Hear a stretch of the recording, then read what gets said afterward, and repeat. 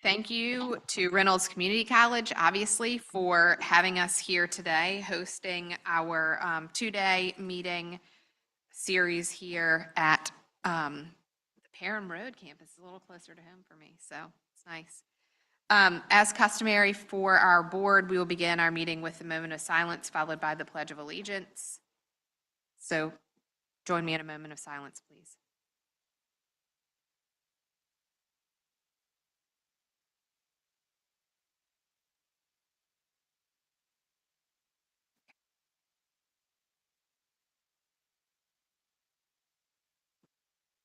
I pledge allegiance to the flag of the United States of America and to the republic for which it stands, one nation, under God, indivisible, liberty and justice for all.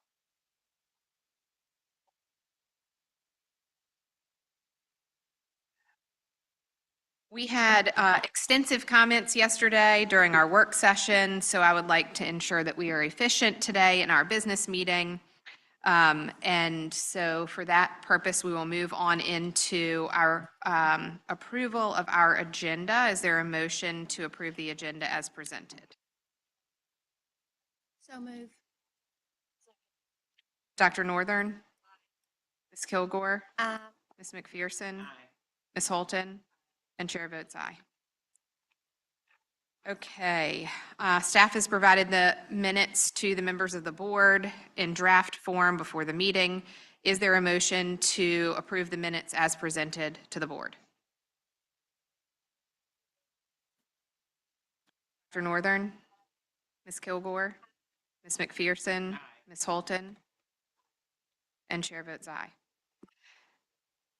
So this morning we have a special student performance, and as always, the board appreciates the ability to have such wonderful performing arts programs from across the Commonwealth. Having students perform at our meeting, it's always the highlight of our day. And Ms. Kilgore is here to do our introduction for today's performance.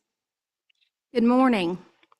The Thomas Dale Performing Arts Department will present selections from their spring musical, Into the Woods. The production is a collaboration between the theater, music, dance, and visual arts departments at Thomas Dale High School, the Specialty Center for the Arts in Chesterfield County. Our amazing cast and crew will perform the full show March 21st through 23rd. Joining us today is Dr. John Murray, Superintendent of Chesterfield County School Division, Dr. Robin Yo, Chesterfield County Curriculum Specialist for the Performing Arts, Catherine Mazzola, Assistant Principal, Taylor Bernard, Director, and Music Director Stephen Rudlin and Kristen Batson. Our students are delighted to share No One Is Alone and the finale from Into the Woods. Please join me in welcoming this group.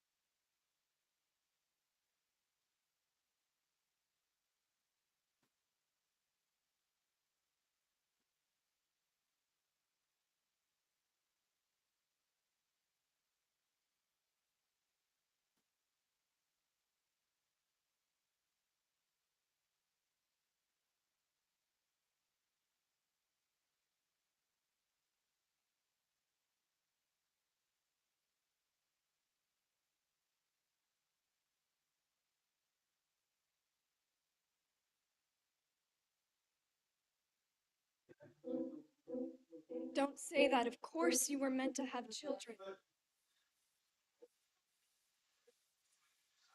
Just calm the child. Look, tell him the story of how it all happened. Be father and mother. You'll know what to do.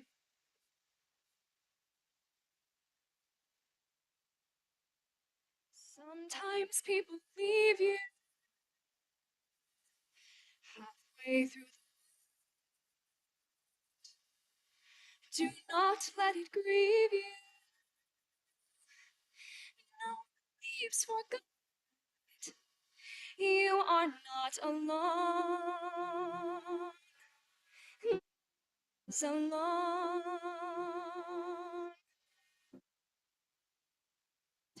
To the light now. Let him see the glow. This will be all right now. Tell him what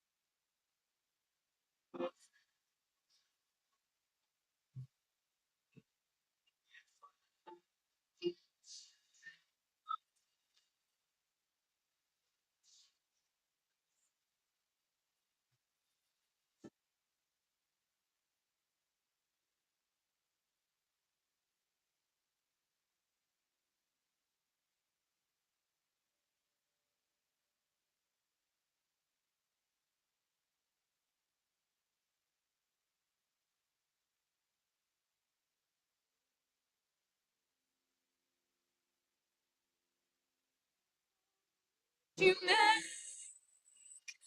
wishes are children. Careful that they take wishes come true. No one's free.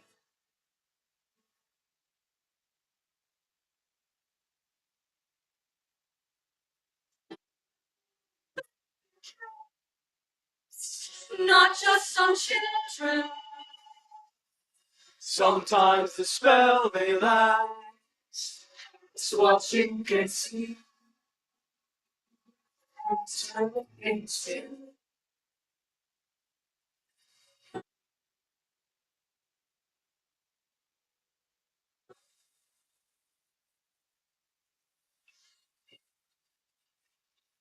Though it's fearful, though it's deep, though certainly may lose. You can't just act. You have to be fearful. so simple.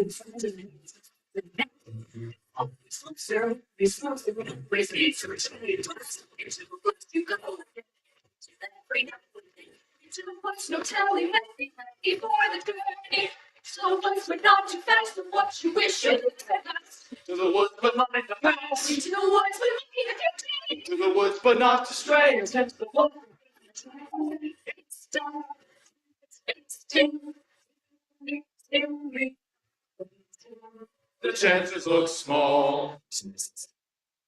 I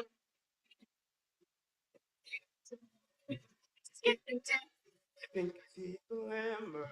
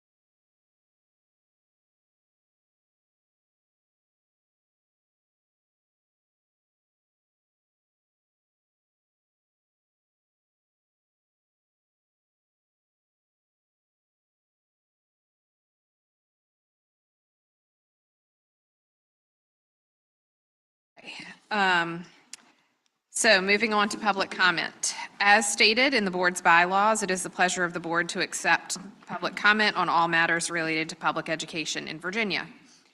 Before we begin our public comment today, I want to share a few comments about the manner in which public comment will be conducted. I ask that you model professionalism, dignity, and respect for others as you share your thoughts today. As adults, it's important that we model respectful civil public discourse for our children and students who are either in attendance today or viewing this stream now or in the future. When you begin, please provide your name, role, or affiliation and where you live in Virginia.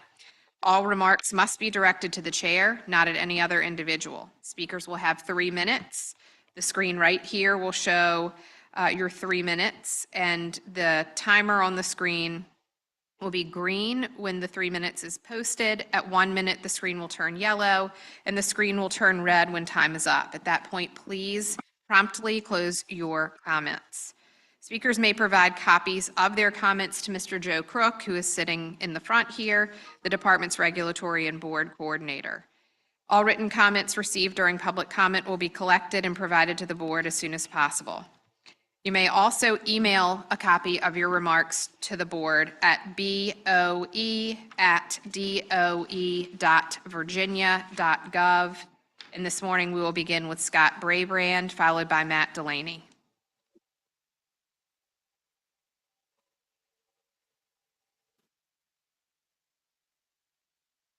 Good morning, President Creasy, Dr. Coons, and members of the State Board of Education. My name is Scott Braybrand, and I'm Executive Director for VAS. We appreciate all the work the State Board and the VDOE staff have done over the past few months since you all have last met.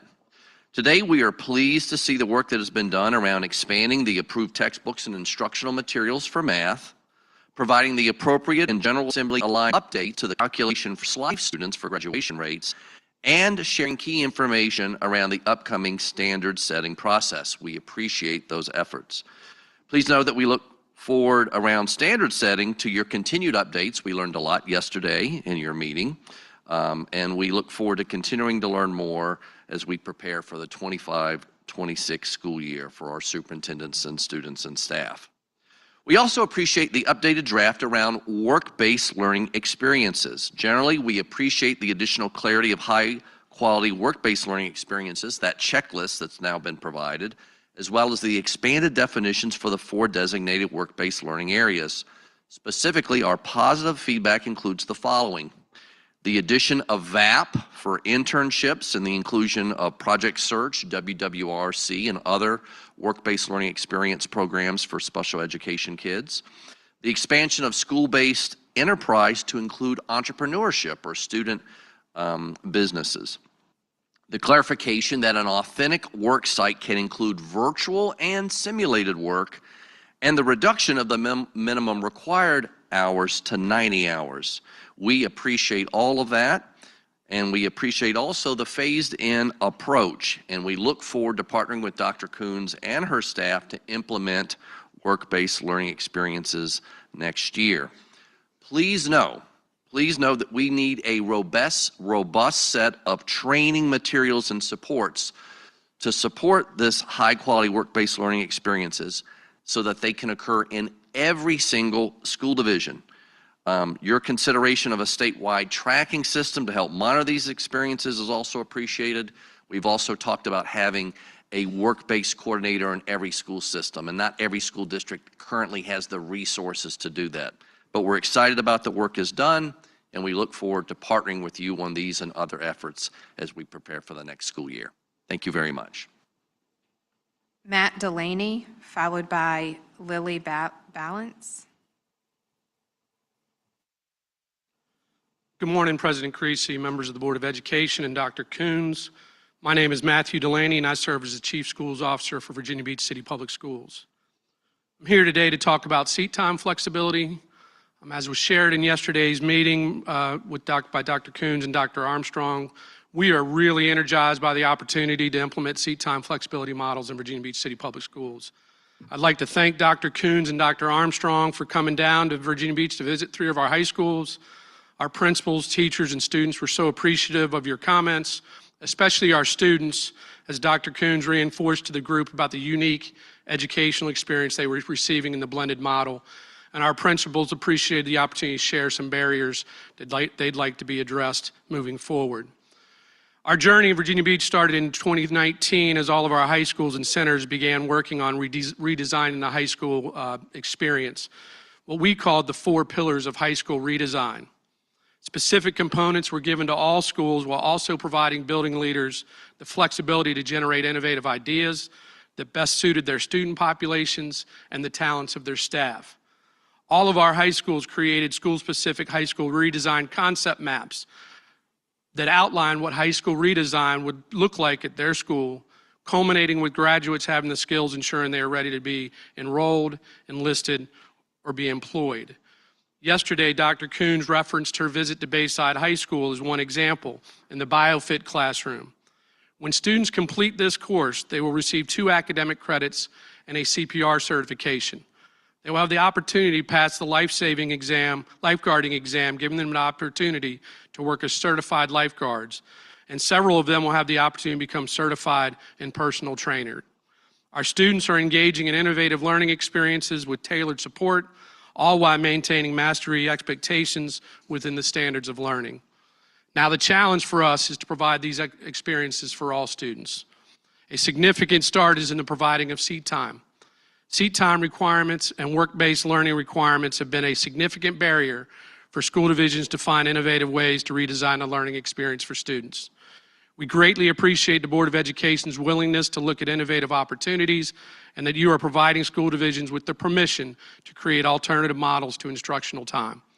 Virginia Beach is ready to partner with the Virginia Department of Education and school divisions across the Commonwealth on designing and launching these models.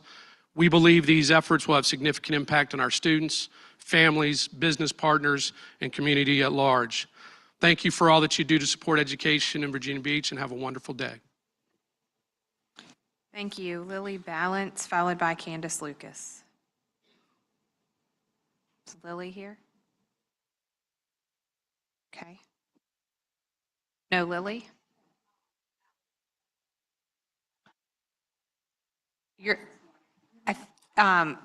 Lily Balance is next, followed by Candace Lucas. So if Lily is not here, then Candace Lucas is up.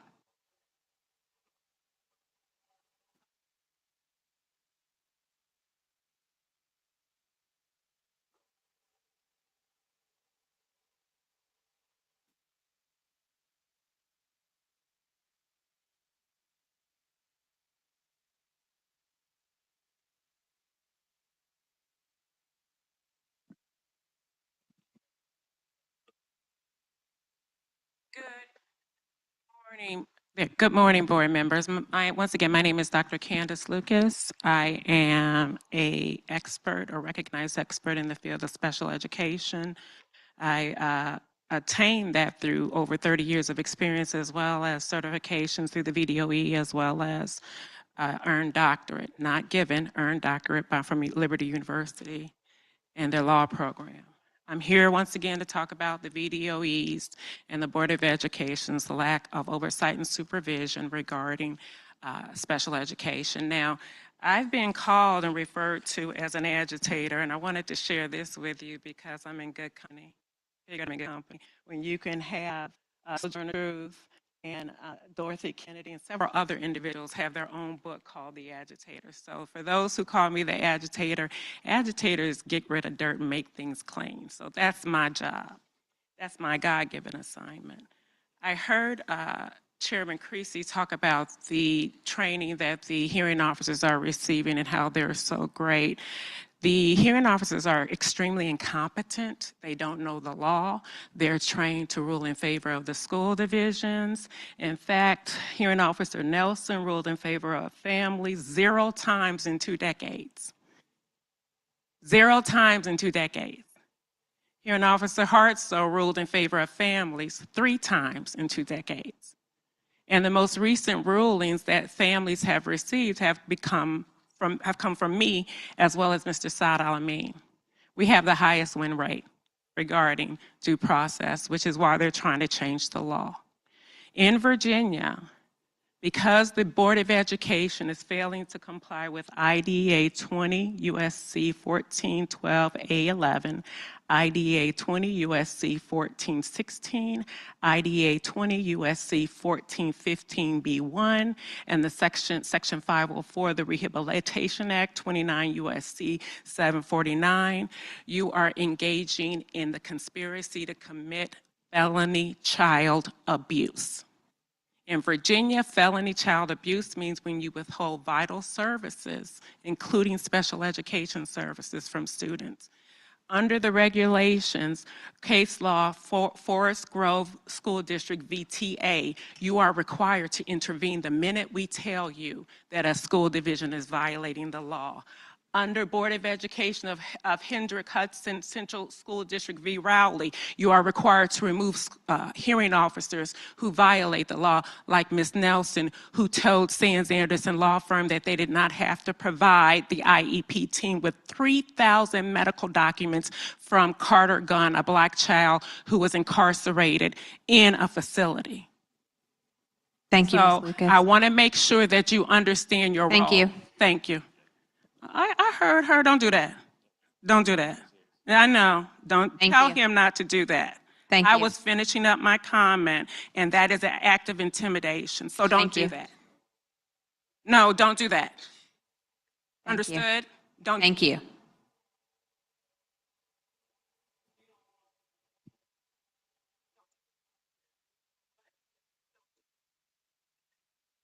Kathy Halverson, followed by Alex Halverson.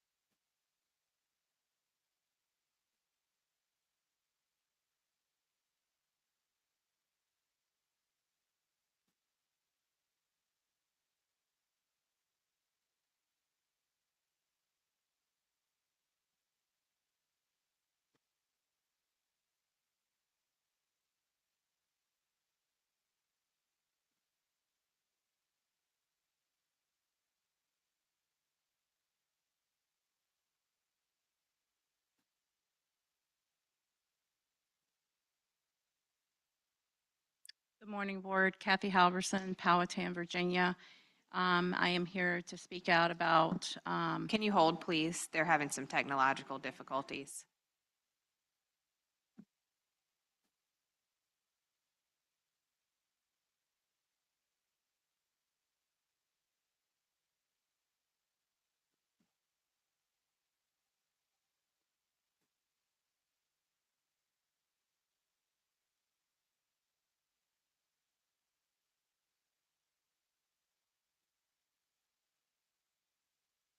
Okay, you may begin. Kathy Halverson, Powhatan, Virginia. I'm here to speak out on behalf of my son, myself, and the corruption that is happening here in the state of Virginia. Once again, I have been here 3.5 years speaking that the board should have instituted 22.1-214E. The first letter is from Samantha Hollins giving Powhatan County 2 weeks, I believe, to institute a policy and send my son to private placement. That was not done. That was back in 2023. Then on August 28th, Lisa Coons sent a letter telling them that they had to send them no matter what in 30 days.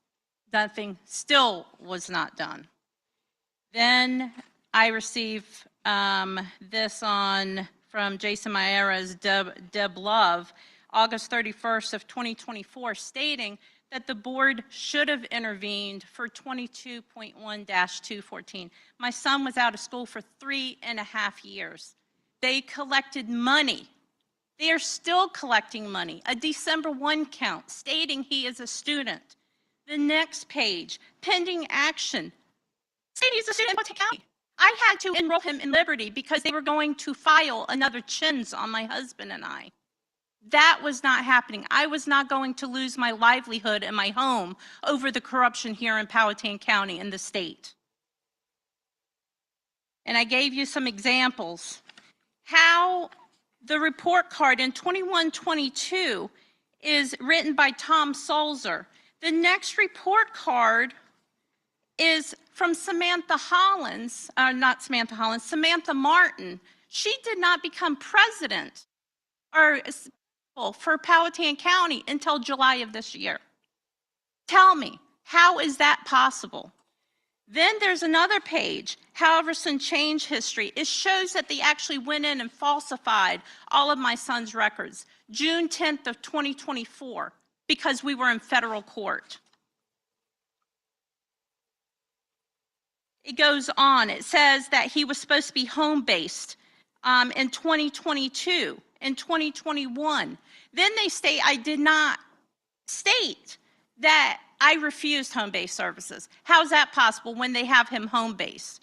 Then they have him excused, and then they said he was dropped from classes in 10/28 of 2021 when he was actually a student and going to Powhatan. He didn't stop going to Powhatan County until 11/17 when he was on the COVID. So when is the board going to take action and take licenses? Thank you. And institute 22.1-214? Thank you. Alex Halverson is not here? No. Okay. Cheryl Sims, Read his statement for him. go ahead. Okay, I'm just asking. Yeah. It's in the back of your packets. There's a picture of my son. Of course, he got nervous this morning. This is a project he had to do with Liberty University. And my son ended up writing about forgiveness because of how everybody has done him. In my other school, I faced an event that taught me a lot about forgiveness. I was always friendly and nice to people and loved everyone, but I never thought how important it was to forgive others until this event happened with the workers at the school I attended. I had attended this school since I started school, and I would finish all my work and would help deliver things to classes, which I even remembered all the room numbers and teachers. However, one day in 2021, I got really upset because the teacher cussed at me. I could not handle everything with her because she always yelled at me and made me sad. The principal came. There were so many people, and I just didn't know why so many people were there when all I wanted to do was finish my work. But she screamed, and it hurt my ears so bad. I felt angry and sad because they were all mean to me, and I still do not know what I did wrong. I have prayed since that day on how to feel and what I should do with them, and I can learn to forgive them in my life. I got upset in 2021 with the teacher because she screamed at me and called me cuss words, which I did not think was nice. I wanted to finish my work, but she yelled, and I waited till tomorrow. But she said no. I was upset because I didn't feel I had done anything wrong, but at that moment she started screaming and I yelled back because she yelled at me. I got mad and everything went crazy. My mom called for a meeting. They admitted they couldn't teach me because I learned things too quick. The years passed by, and I even thought they were supposed to send a teacher, but they never did. Not one teacher called to ask how I was. I feel sad. After 3 years, my mom fighting with the school and education department, I remember something my mom had said about forgiveness. I would like to send a letter to the school and tell them my feelings and how much my mom and dad fought for my schooling. It was all the tears I was able to see with my mom that made me strong and wanting to give them, because now I'm being taught lots of new things. I'm so happy to finally be in school and see my grades because I can do anything I want with my faith. Now I need to get caught up to people that are my age. Through this experience, I learned that forgiveness is a powerful way to heal a relationship. It helped me Thank you. understand that everyone makes mistakes. Thank you. Cheryl Sims, followed by Tammy McGee.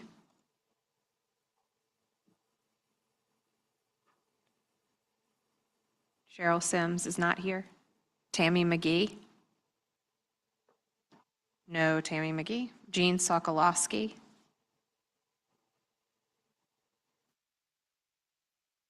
Followed by Ellie Ellis.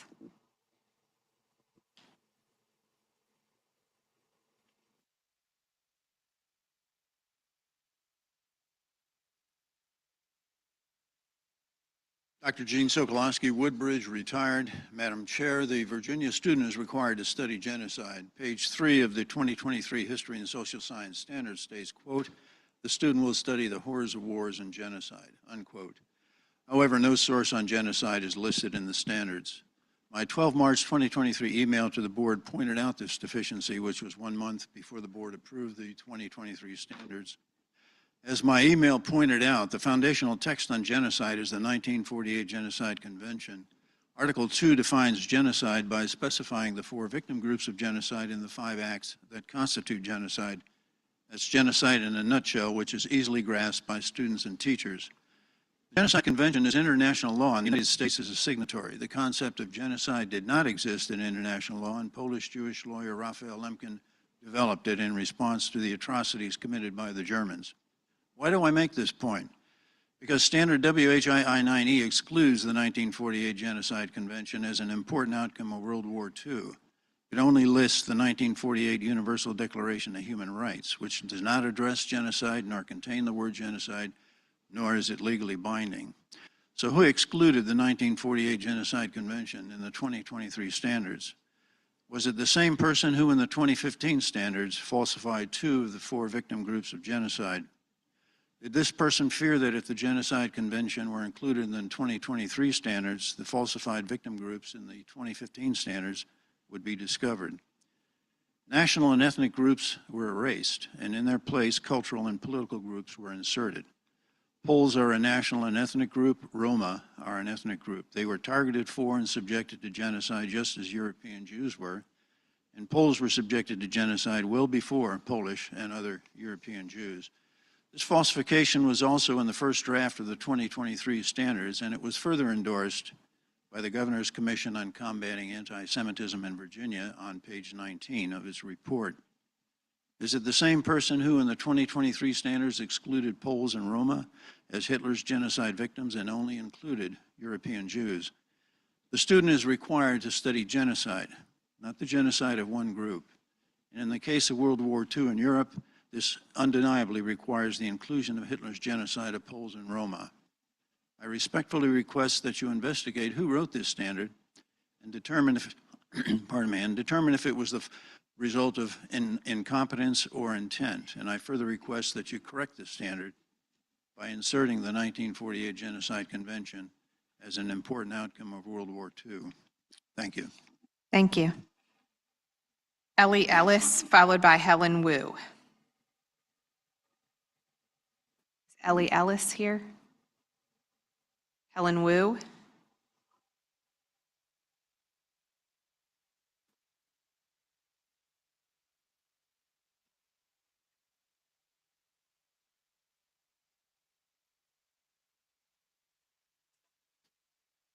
Morning, dear board. My name is Helen Wu. I live in Linden, Virginia, and I'm the headmistress of Virginia International Academy. And here I have a Roy Manuel and Miyako Manuel with me. And I'm here to, thank you, looking for help desperately and some urgent help. And let me introduce my school a little bit. My school was founded in 2013, and we provide education to international students. And we have been educated almost close to 300 students, and most of them are in college or graduate school, and some already get a job in the US right now. And they went to UVA, Virginia Tech, a lot of good schools, including, and also including Columbia, Harvard, UPenn, those are schools. So we did provide good education. Our parents' satisfaction rate is 100% at this point. And this year, when we relocate our campus to Morristown, which is a very small place in Shenandoah County, and we are doing the renovation, and we're going to build a new gym. The whole investment is about $4 million, and we hope to go back to the full operation in the fall. And then we found a big problem. We found that our accreditation agency we used before, Cognia, was not recognized by VCPE. So we talked to VCPE, and we found there's a list of the approved agency. We contact them, and none of them will give us enough time to be able to get the accreditation and to be in full operation in the fall. So we're in trouble now. And we did the full economic impact analysis by professional economists, and our whole project will create 93 jobs. So the whole county, including the Board of Supervisors in our county, they fully support us. They really want to see this happen. And then also we talked to different agencies, and some of them want to help us. So I'm here desperately looking for help to see if I can get any kind of way to put our school back into operation, either temporarily, provisional, or reinstatement of our membership with VCPE. The reason we lost that was because in 2019, I got a breast cancer, so I moved all the office admin work to the other person, and he resigned during COVID time, so the ball got dropped. So I do take that as my responsibility, but I don't know what to do now. And when I told people that I'm coming here to the board, all our teachers, our parents, and also the county, they want to provide a fully support. So I'm here looking for help. I hope that we can get whatever method I can get from the board. Thank you so much. Andrea Dunaville, followed by Dr. Laura Easter. Andrea Dunaville. Laura Easter.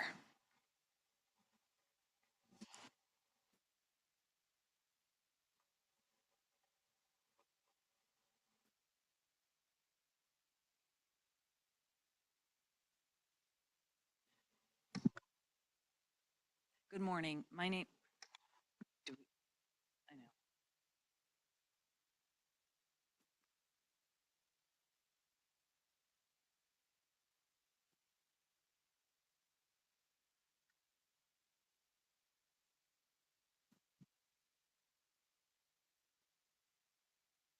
Good morning. My name is Dr. Laura Easter, and I'm the Chief Operating Officer for Elk Hill. I'm here today to ask for your support in making iTeach available to private specialized day schools. I was very disappointed that it was moved from today's agenda because the need for this program is urgent and great.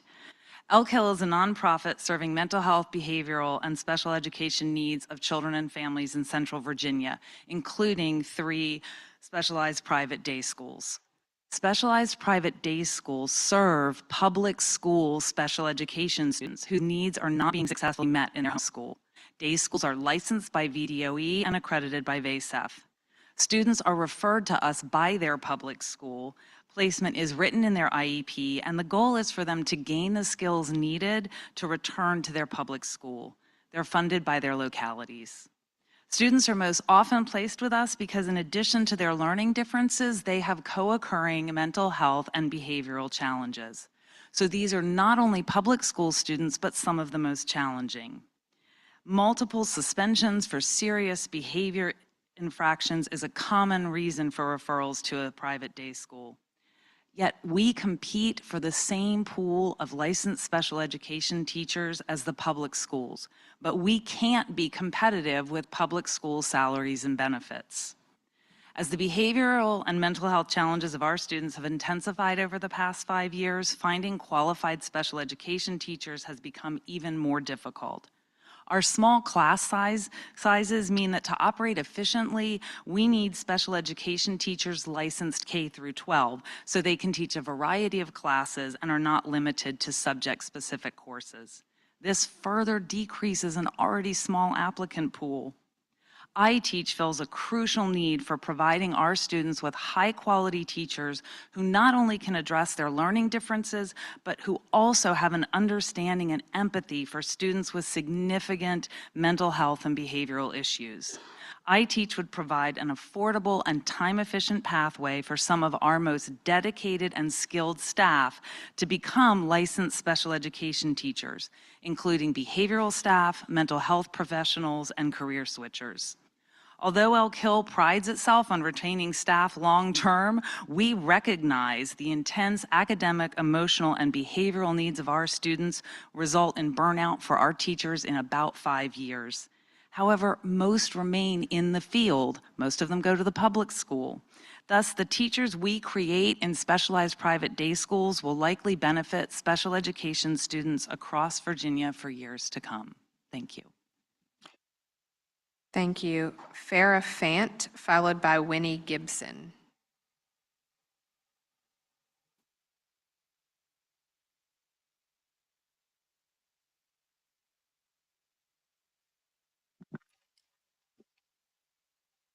Thank you.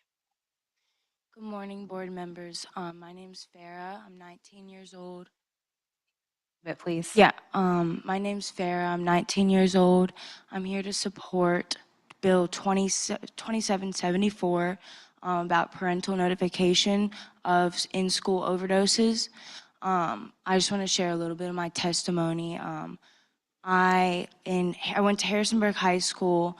In about 10th grade, I was introduced to fentanyl. I was on track to graduate a year early with an advanced diploma. But when I tried this drug, I didn't really know what it was. It wasn't introduced to me like a hard drug. It was like a casual thing. And I quickly spiraled into a full-out addiction. It took my life over. And it just quickly caused my life to spiral. I almost died multiple times. I overdosed multiple times. And this is a very rampant issue in this school. The teachers knew what was going on. It was kind of openly being done. There's kids walking down the hallways, vaping, and it's just kind of being blatantly ignored. So by the time I was physically dependent on this, my mom had no idea that she was losing her child. She had no idea what I was being exposed to. So I just really support this bill. Parents need to know what's going on. Teachers need to know how to administer Narcan. They need to know, they need to be provided with Narcan. And I just am here to support that. There was multiple times my mom reached out to the school and they just said, well, we don't really have time to deal with this. They pushed it under the rug and it's very urgent. There's kids dying. I would argue that this is the most important issue here that we have to deal with because these kids aren't even having the chance to get through school and grow into an adulthood.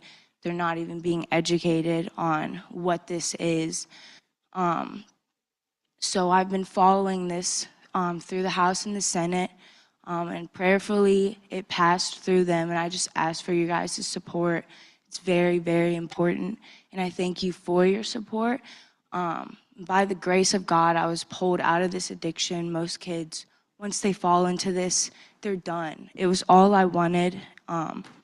If it wasn't for God, I would probably be dead. And many kids, many of my friends have passed because of this substance. It's being mixed into marijuana. It's as easy to get as alcohol and weed. So I strongly urge you all to support this. And yeah, thank you.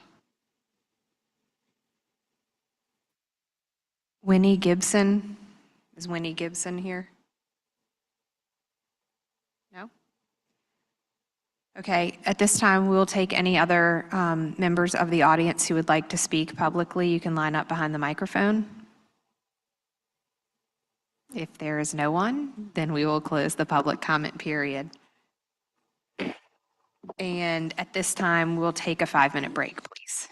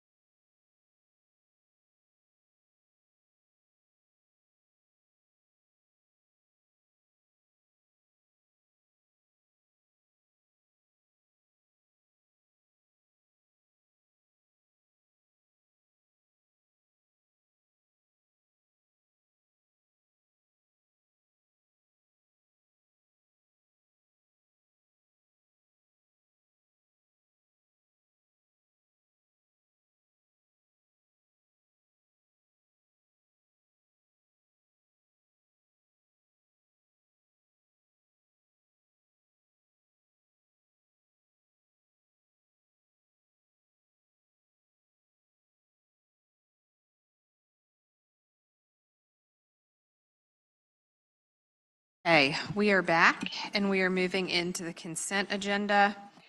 Just to make a note here, the consent agenda, item E for math, for which there's a corresponding item R.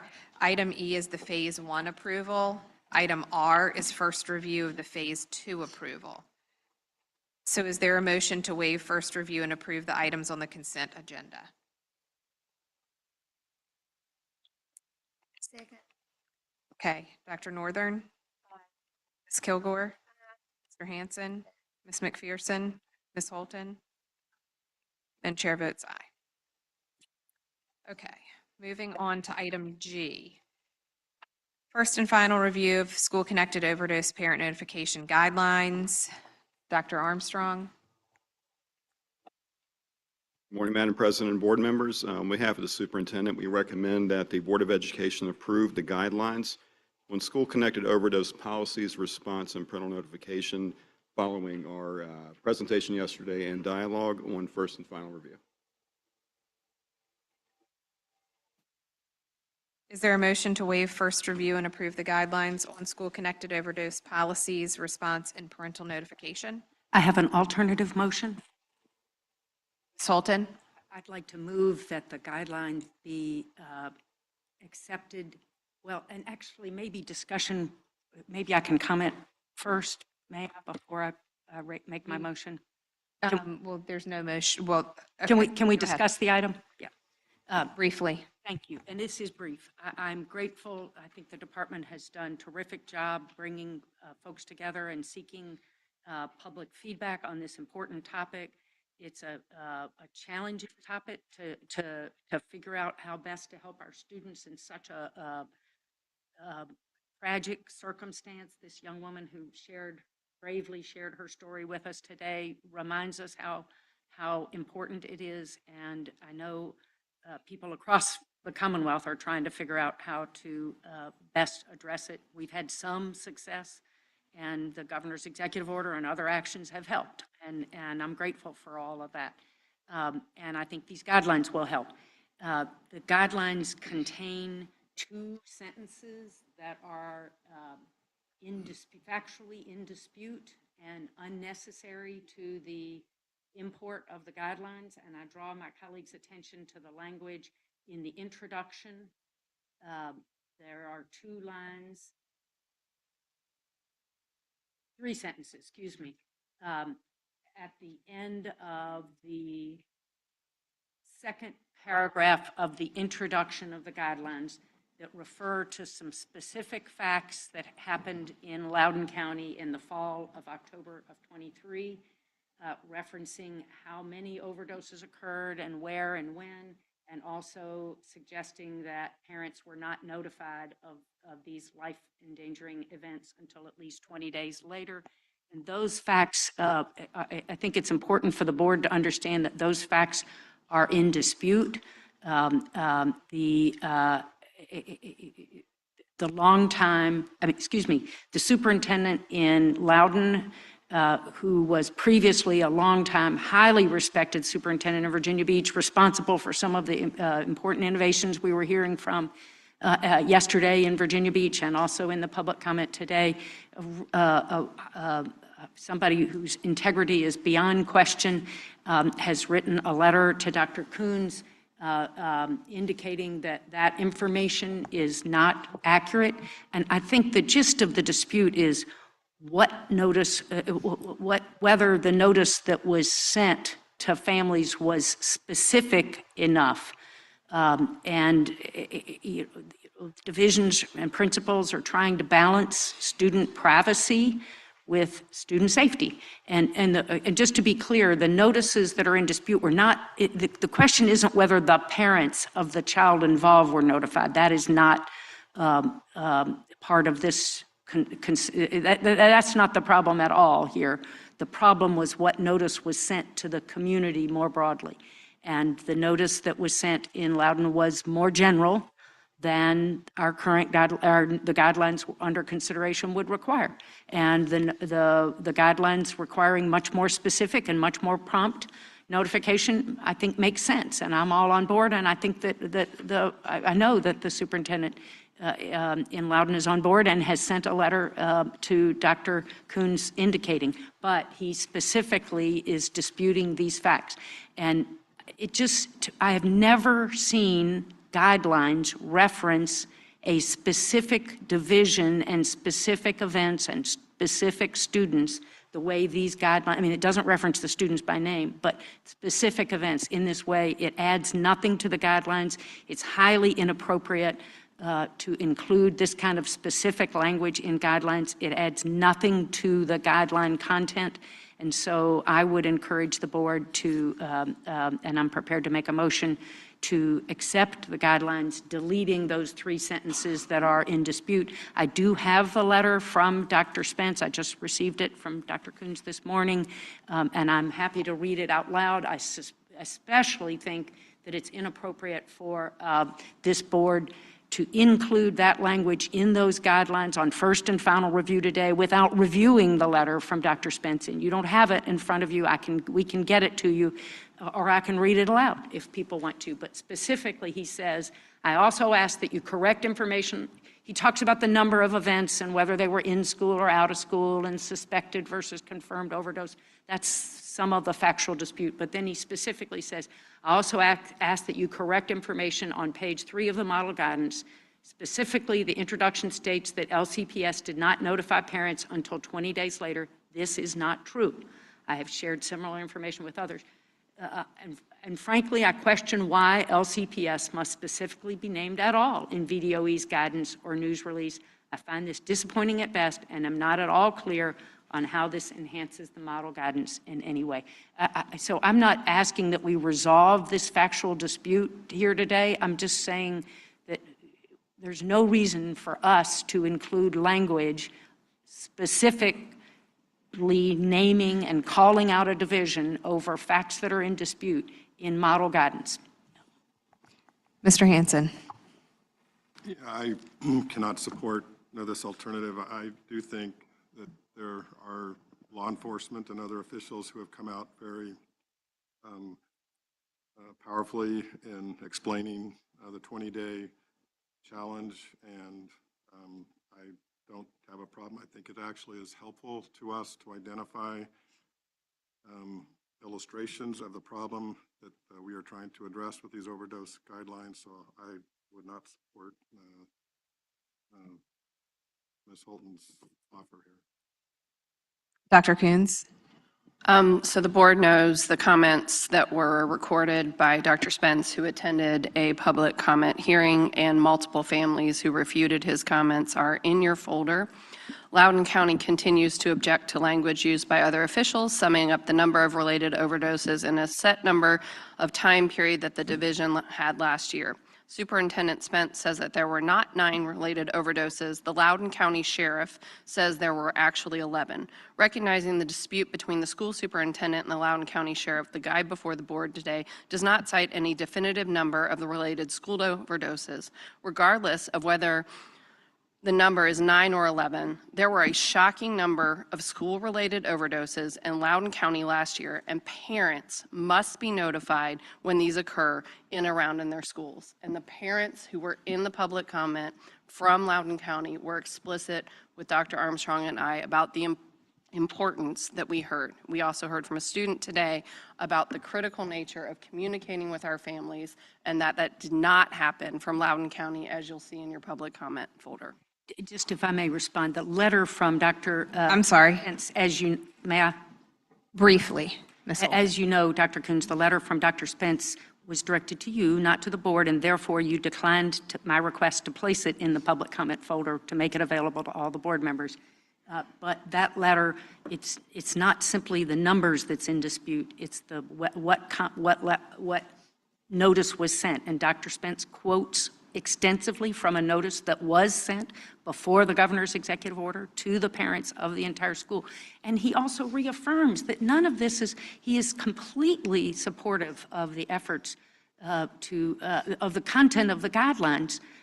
This is not about what we should be doing going forward. I think everybody is in agreement that we want, this guidelines helps reconcile the challenges and gives schools guidance on how to reconcile the balance between student privacy and student safety, and is fully on board with that.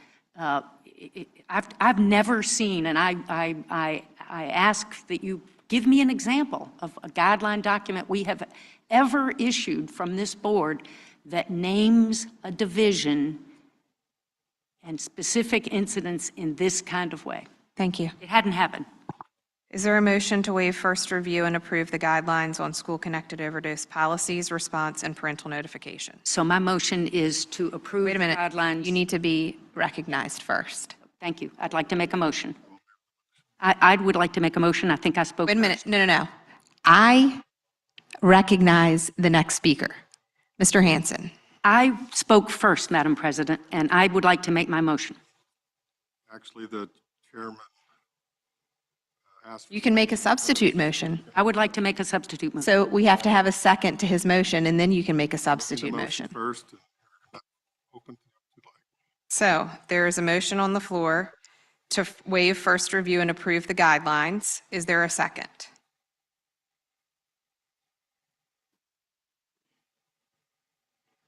No second. Okay. I would like to make a substitute motion. I Okay. would like to make a motion.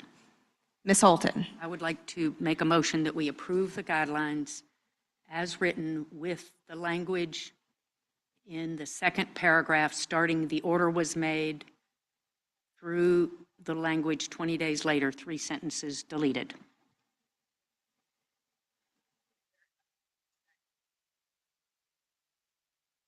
Okay.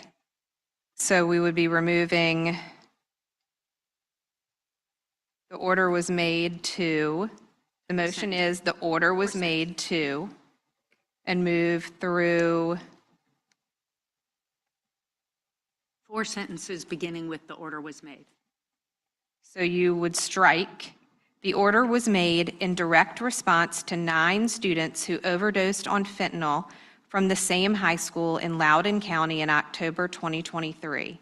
4 of the student overdoses happened while at school. The rest occurred off campus. 3 of the students who overdosed on campus were given the anti-overdose drug naloxone, and school staff also performed CPR on 2 of those students. Parents were not notified of these life-endangering events until at least 20 days later. Is that your motion? Yes, that's the language that contains the disputed facts, and that's my motion.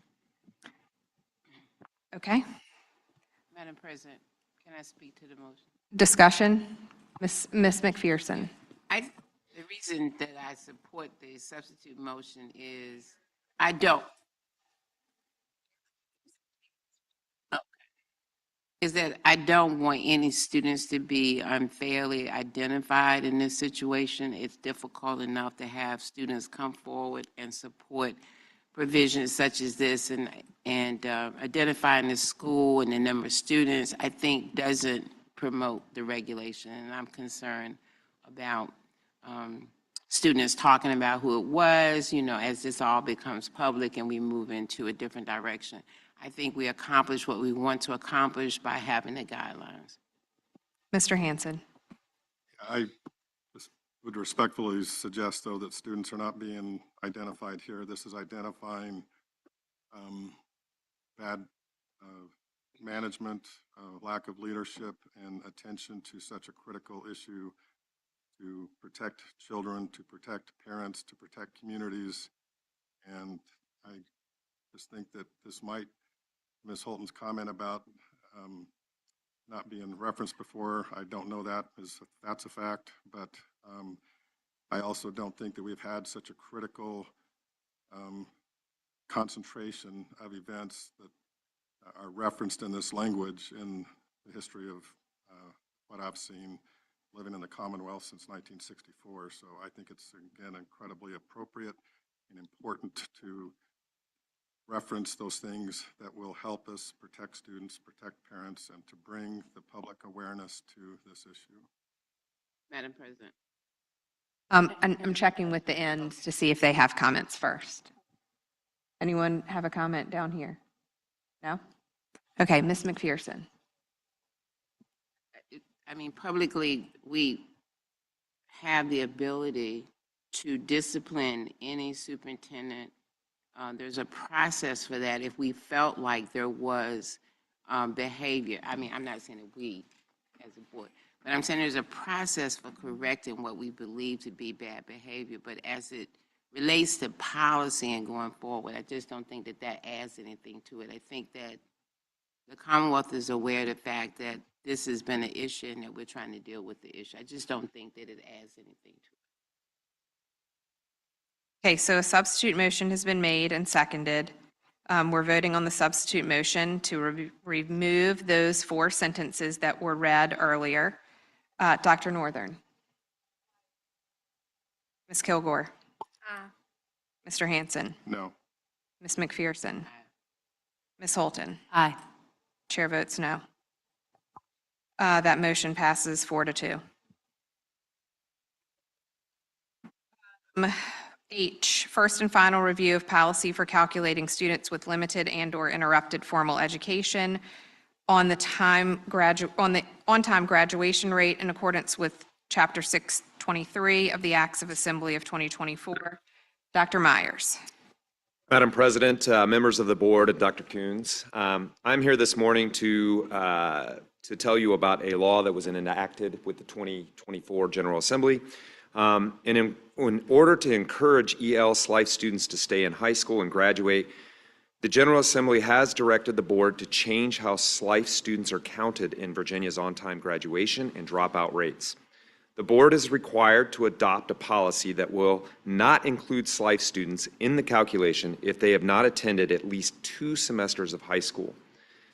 As a result, we are seeking to adopt this policy where the VDOE data team will remove any student that has not attended high school for at least 2 semesters from the denominator when calculating on-time graduation and dropout rates.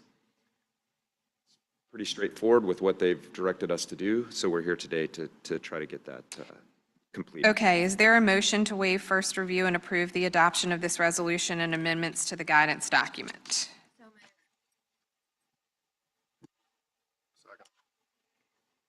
Any discussion? Dr. Northern. Ms. Kilgore. Mr. Hanson. Ms. McPherson. Ms. Holton. Aye. And chair votes aye. Thank you, Dr. Myers. Item I, first and final review of the recommendation regarding literacy loan applications and approval for the release of loan funds. Ms. Berta. Good morning, President Creasy, members of the board, Dr. Coons. VDOE conducted 1 loan application process in fiscal year 2023 and 2 loan application processes during fiscal year 2024 for school divisions to apply for construction loans through the Literary Fund. 2 school divisions before you today, Giles and Roanoke counties, have applied for the loans in these 3 open application periods and have now submitted all the required documentation needed for their requests and the loans to be released by the board. The item requests that the board approve the release of 2 literary loans as requested by the 2 applicant school divisions as follows. A loan requested by Giles County to add a secure entryway and elevator refurbishment at Narrows Elementary Middle School. Giles is requesting a literary fund loan in the amount of $650,000 payable over 30 years and is eligible for a 2% annual loan interest rate. A loan is requested by Roanoke County Schools to build Roanoke Career Technical Education Center at the Dana Burton Center for Arts and Technology site. Roanoke County is requesting a literary loan for the project in the amount of $25 million, payable over 20 years, and is eligible for a 3% annual loan interest rate. Both of these projects are attached to your agenda as their applications. It is recommended today that the board waive first review and approve the release of the 2 literary fund loans as requested by the 2 applicant school divisions based on the loan amounts, terms, and eligible annual interest rates requested in their loan applications and in your executive summary. Happy to entertain any questions if you have any. Okay, is there a motion to waive first review and approve the release of the 2 literary fund loans requested by the 2 applicant school divisions based on the loan amounts, terms, and eligible annual interest rates requested in their loan applications and as presented in this item? Move. Dr. Northern, or I'm sorry, is there any discussion? Dr. Northern? Ms. Kilgore? Mr. Hanson? Ms. McPherson? Ms. Holton? Aye. Chair votes aye. Thank you. Item J, first and final review of guidelines for distributing National Board Certification Incentive Awards. Mr. Gilstrap. President Creasy, Dr. Coons, members of the board, I bring good news from our December meeting when we discussed National Board Certification and the funding, whether it was going to be enough. One of the requests you had was to bring recommendations on how to spend the money in anticipation that we would not have enough to meet the needs. As you can see through the executive summary portions, we actually have $213,000 beyond what our requested number is at this point. We do anticipate that there could be a few school divisions that did not submit on time, and that money could be consumed by those requests.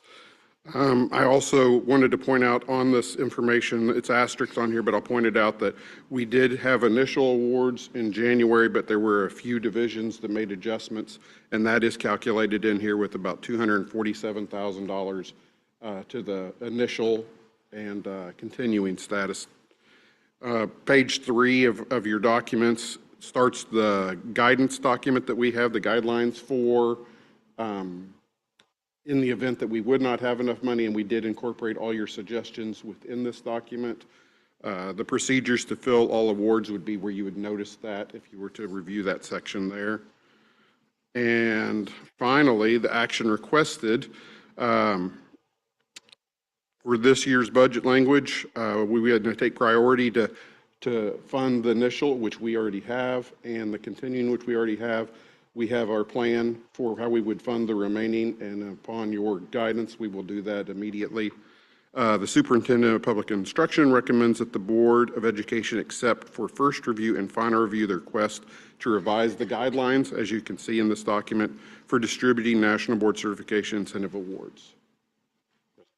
Thank you, Mr. Gilstrap, and we also appreciate your responsiveness within the executive summary that you provided, that the board had requested that particular data and information, and so thank you so much for that. So is there a motion to waive first review and approve the revisions to the guidelines for distributing National Board Certification Incentive Awards? I'll move it. Any discussion? Ms. Holton. Just to say thank you to Mr. Gilstrap for the hard work, making it work. Thanks. Any other discussion? Dr. Northern.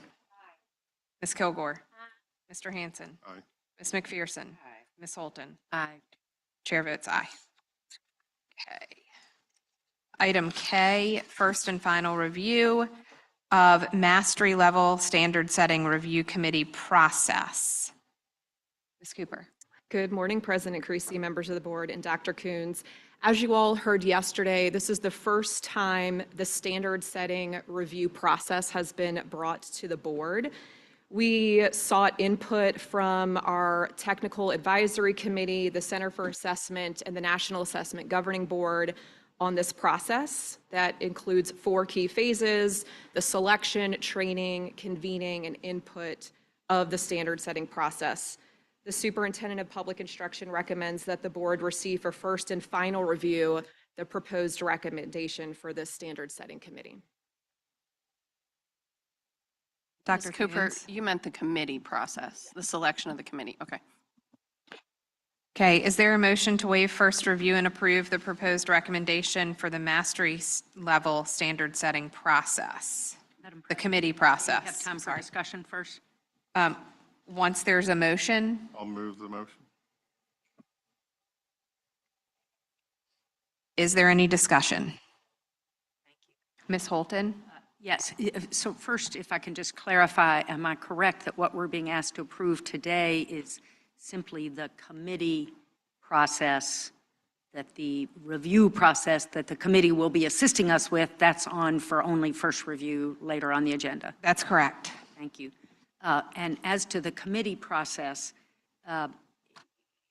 can Dr. Coons or M, can one of you address, we heard from Dr. Domaleski yesterday some thoughts about the criteria for the non-teacher participants. He suggested that in other states that's typically been geographic cross-sections, demographic cross-sections have included a cross-section across different careers and also included advocates for special education, English language learners. I don't see any of that in the guideline document, but can you affirm what the department's intention is on that today? Absolutely. Dr. Demolewski is closely aligned with us. We are also working with national experts at NAGME to make sure that we are using best practices that are representative geographically. We have always used geographic representation, but the additional components, as he spoke to the business members, higher education, and diverse representation from parents and educators is incredibly important. Also, those minimum criteria of knowing and having representation of the content area, children, and what an assessment entails will be part of that application process. And so just to be clear, that will... Ms. Holton? Thank you. Will include demographic cross-section and also representation of ELL and special ed. Those were some of Dr. Domolewski's comments yesterday. I just wanted to make sure that that's part of your criteria. I don't know about the demographics. I will have to get back to you on the demographics. All the other things are part of the rubric process. Well, I would just encourage the department. I would just encourage the department that the value of demographic, as Dr. Domolewski said yesterday, the process is key to having support for the outcome. That there's no magic to one way of determining these standard setting versus another, but that having the process have integrity is key, and having a cross-section of that's representative of the Commonwealth demographically, economically, et cetera, is at least as important as the other criteria. Thank you. Madam President. Ms. McPherson? Is it also possible, just like we did with workforce development, if the board wants to make some recommendations or review the list or give some possible names for them to consider, would that be acceptable? Dr. Coons? We'd be happy to pass out the application process and make sure that the board is aware of that so you can encourage different stakeholders to be part of that. The board is also welcome to be part of that process as well. I also have one other question, Madam President. Ms. Holton? So, and the other thing that we discussed, and I don't mean to be, I'm meaning to help make this process as successful as possible with this comment. There was a discussion yesterday about the timing, and I understood from Dr. Domolewski, and I'm not sure whether this is appropriate to this item or later, but I'll raise it here because it may be relevant to this item, that Dr. Domolewski suggested that the best way to do standard setting with an ID matching method is to have a full operational test administration.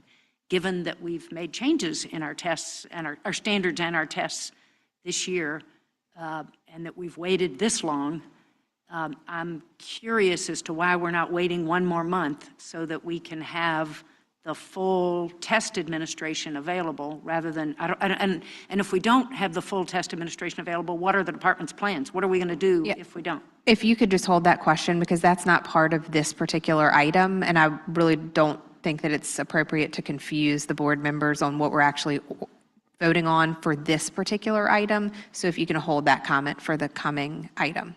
So just to be clear, this process setting up the committees, it does have some references to schedules. Oops, sorry. It has some reference to schedules, but those schedules aren't binding. In other words, if we decide on a slower process, this item won't bind us on that. Dr. Coons? This is the process for selecting the committee, not the dates the committee will be required to attend. Thank you. Okay, so we have a motion made and seconded to waive first review and approve the proposed recommendation for the mastery level standard setting committee process. Dr. Northern? Aye. Ms. Kilgore? Mr. Hanson? Ms. McPherson? Ms. Holton? Aye. And chair votes aye. Item L, first and final review of guidance documents for reduction. Mr. Chapman. Thank you. Good morning, President Creasy, members of the board, Superintendent Coons. This item, I think, is relatively simple. As most of you know, we have been on a clean of our guidance document roll over the past year. And what we have here is two documents that we believe should be removed from the list of certified guidance documents that the board has. One of those, the first, the guidelines on the management of student scholastic record in the public schools of Virginia, is actually not a document that we think ever went to the board. We can't find any record of that. But since it's now been certified by the board, we think it's appropriate to bring that to the board just to make sure that, that the board approves of removing it. The second document, the economics education and financial literacy objectives and correlations, this is really just a kind of a crosswalk document between what used to be now has an economics SOL and the math SOL, which is of course out of date since the board has approved new SOL material. Both of these documents are the subject of revisions that we think removing them from Town Hall because we don't think they meet the definition, help clear up some process issues for the department. The guidelines for management of student scholastic records, we actually have a legislatively mandated change that we have to do. And so since we were looking at the document and we don't think it meets the definition of a guidance document, we would want to request permission to remove it. And the same thing, since the economics the economics document is an SOL document, and the SOLs by statute are not regulations. We don't think this is appropriate for Town Hall. But that document is under revision as well in order to make sure it's aligned with the new math standards. Thank you, Mr. Chapman. Is there a motion to waive first review and approve this item and remove the guidance document identified from Town Hall? Any discussion? Dr. Northern? Aye. Ms. Kilgore? Mr. Hanson? Aye. Ms. McPherson? Ms. Holton? Aye. And chair votes aye.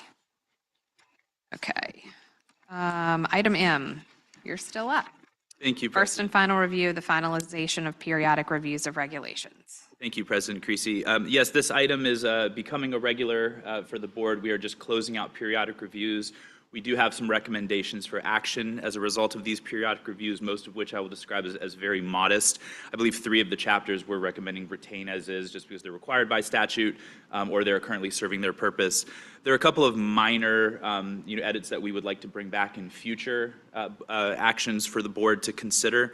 The management of student scholastic records, we think this chapter basically devolves into requiring school divisions to follow FERPA, and so we think that this can be condensed fairly significantly to require that the same thing in the same content, but be moved under Chapter 720, which is the regulations governing local school boards and school divisions. So same content, just shorter and in a single location, so we don't have as many open chapters for the board.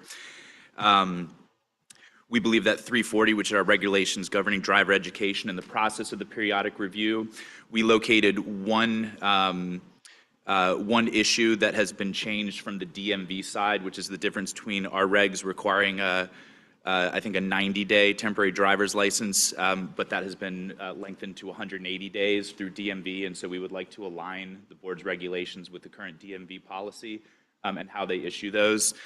The regulations governing division superintendents of schools, there's actually a section of this chapter outlining qualifications for the superintendent that conflict with Chapter 23, the licensure regulations for school personnel. So we think that Section 10 should be stricken. It appears that that was the case through a reg action about 10 years ago, but that regulatory action was never finalized. And so we think we can remove the conflict with Chapter 23 and make sure that the board's regulations are a little bit more clear. And then we have a similar issue with 410, which is our regulations governing allowable credit for teaching experience. This chapter really serves as a definition within Chapter 23. And so we think the same thing should apply, that we can just move this little section of this chapter into Chapter 23 as a definition of allowable teaching experience. And so it'll serve the purpose within the regulatory chapter it appears to be amending.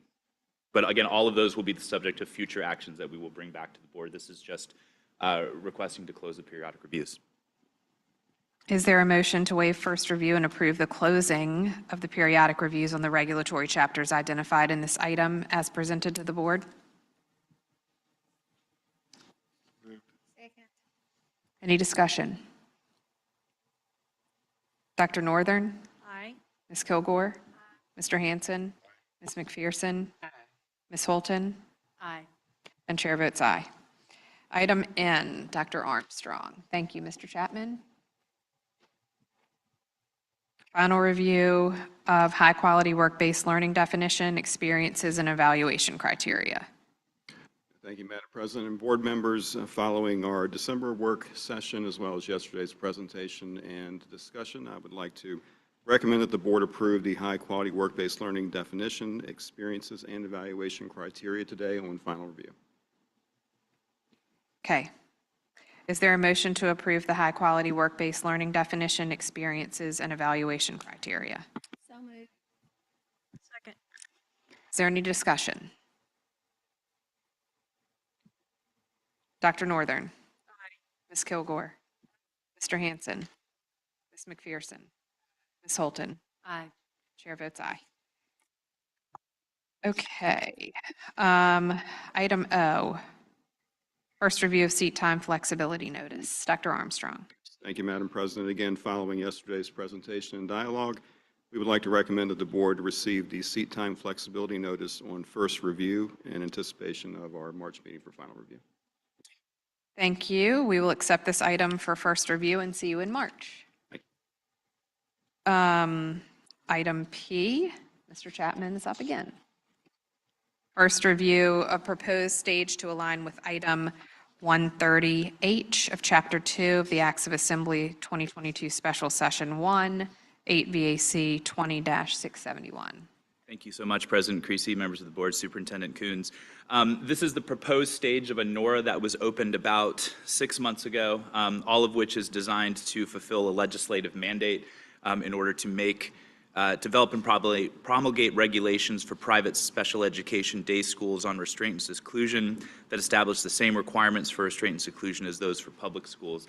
This regulatory action actually been before the board in a few different forms. It was originally a fast track action that was approved back at the beginning of 2022, I believe, got stuck in executive branch review, and because it was dealing with a subject matter that was considered controversial by DPB, came back and opened the full regulatory process. The board has approved text that has not changed since 2022.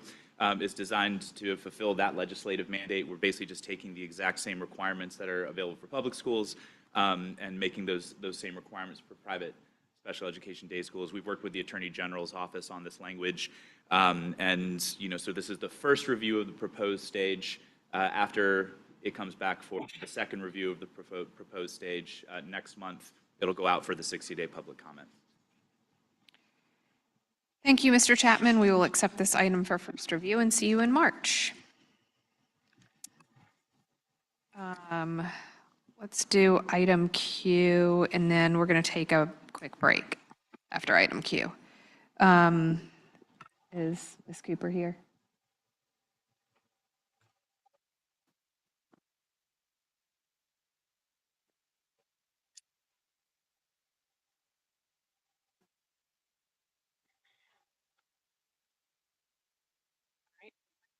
Right now.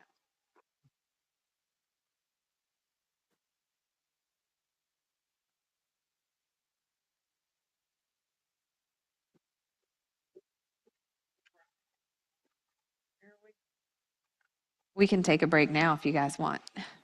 Let's go ahead and do that. We'll take our 5-minute break now. Sorry. Give you guys a second.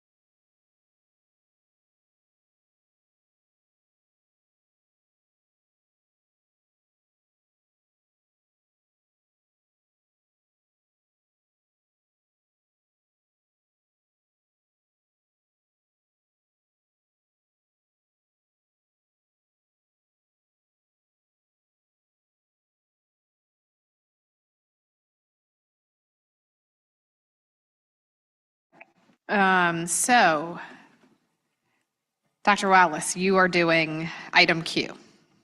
Please. Okay. Good morning, President Creasy, members of the board, and Dr. Coons. I'm here to present the first review of the grades 6 through 8 Virginia Literacy Act Supplemental and Intervention Program Guides.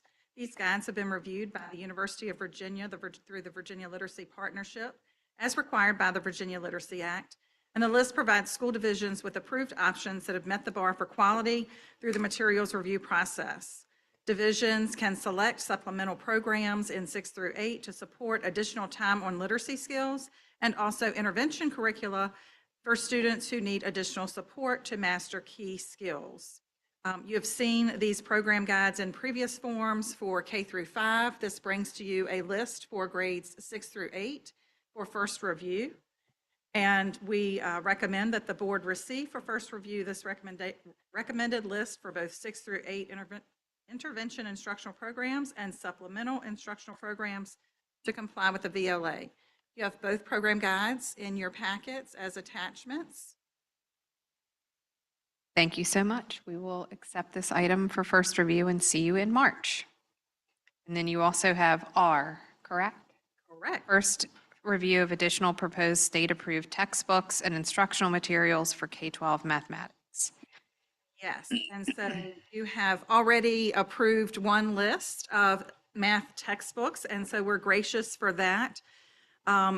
We are excited to expand our list of instructional materials. So you know that there is a process by which we go through that is your board-approved process for review of textbooks and instructional materials. At the October meeting, the board suggested that we expand and possibly open up an additional cycle for review of the math textbooks to offer the field greater options, and so that is what we have done. We do have the review timeline in your packet, and you can see we've really been working on this for about a year to bring you quality instructional materials in math, and we're excited that the list was able to expand with this last cycle of review. I would like to give a shout out to our 90+ educators and Virginia Department of Education staff who took time individually to review materials and then come together for a consensus review with the additional materials pretty much in record time since the October board meeting. And they have done so with an additional validation step to the textbook and instructional materials review process with a national expert with expertise in high quality instructional materials and curriculum that added an additional layer of review to make sure that we're providing quality products to our school divisions.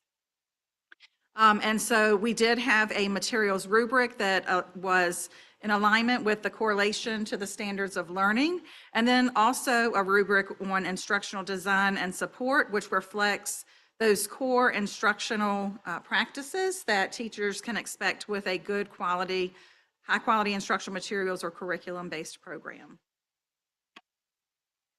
We went through, of course, the regular textbook. I won't go through all the bullets on the slide, but we went through the regular process to solicit additional reviewers for this last review, and then provided additional publisher support this time. So not only did we reach out to publishers soliciting for them to present materials for review, but we provided them with a chart that compared the Common Core standards to Virginia standards so that we could better align their products that exist with the Virginia standards, thus giving us a greater pool to review in this last cycle. And so following today's recommendation for first review, there will be a 30-day public comment period, and then we would bring these materials back to you for final review in March. Thank you, Dr. Wallace. We will accept this item on first review. And again, this is the continuation from item E of the consent agenda earlier, but for the second phase. So thank you very much. Okay, thank you. Okay, item S, Ms. Cooper. First review of mastery level standard setting review process. Good morning. Over the past 3 years, the board has prioritized raising expectations for Virginia students through the adoption of more rigorous standards of learning and through the approval of a new school performance and support framework. VDOE has also redesigned summative assessments to be more innovative and fully measure the rigor of the new standards. Building on this foundation, the board must set new assessment cut scores on these summative assessments to align proficiency to the increasing demands of the workplace and benchmark to the highest definitions in the nation. Today, we have for first review the recommendation for the standard setting process of shifting from the Angoff method to the ID method during standard setting. The superintendent recommends that the board receive this for first review, the proposed recommendation of the standard setting process.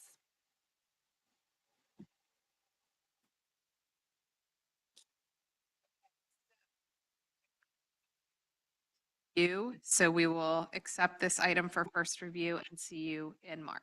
Are we not going to Do you have have a a question? presentation today? We had a presentation yesterday from Dr. Domaleski, but I don't think we went through the process with M at any length yesterday. And assuming for the public's sake and our sake, we were going to go through it today. How are we proceeding today? Just This being one of our most important responsibilities. I can share. This was the presentation that's displayed right now is the presentation that Dr. Domaleski did yesterday. But to recap, the training process that I talked through with the other item is really to make sure that all of the selected committee members are getting ready to prepare for that standard setting convening. So they're going through multiple types of training. The first type of training that's specifically provided to the community members is to get them a foundation of the SOLs, what our assessment design process looks like, why we do standard setting, and then all of the committee members will go through additional training on the item types. They'll also do a pilot run for the community members, and then everyone on the committees will do a dress rehearsal to make sure that they're prepared for the entire convening process of setting the recommendations for the cut scores. That process will use the Angoff, not the Angoff method, but the ID method matching from yesterday that Dr. Domaleski shared.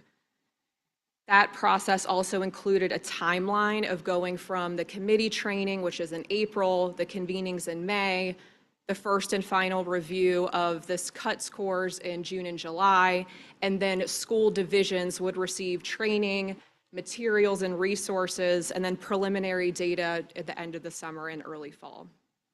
Dr. Coons? I don't think the board has voted on what method yet. I think that's the first review, and this is a high level. So you're going over the structured process, but the board needs to vote on what method. So I don't want to make an assumption. I just want to back that statement up just a little bit. The board will vote final review next time on the type of method. As Dr. Domaleski said, the TAC is meeting with us monthly. They're coming in next week. We will continue to get to the granularity of the process.